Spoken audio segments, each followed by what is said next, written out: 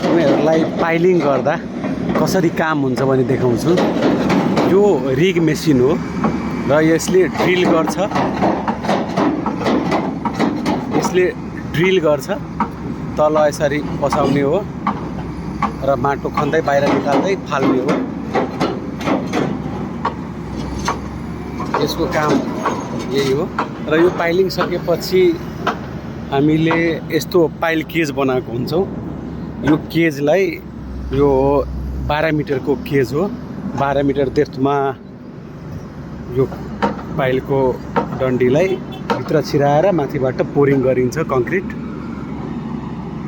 यो पाइलिङ गर्दा तलको माटो खनेको जुन 60-70 कति डायामा खनेको छ त्यो नभासियोस् भनेर यसरी पानीको सोर्स बनाइन्छ र यसमा बेन्टोनाइट भन्ने केमिकल मिक्स गरेर भित्र त्यसमै पोर गरिन्छ। त्यसले सोइललाई सेटल गरिरहेको हुन्छ कि स्टेबल गरिरहेको हुन्छ र त्यसपछि हामीले त्यो पाइल केज राख्ने हो। पाइल केज राखेर र माथि कङ्क्रिट गर्छौँ। यसमा डिफ्रेन्ट ग्रेडको कङ्क्रिटहरू हुन्छ। अहिले हामीले गर्न लागेको M25 ग्रेड अफ कङ्क्रिट हो।